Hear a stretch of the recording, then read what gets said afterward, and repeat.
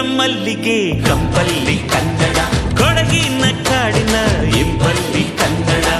ಜೇನು ಜಿನುಗೋ ಭಾಷೆನು, ಪ್ರೀತಿ ಸುರಿಸೋ ಚಿಲುಮೆನು.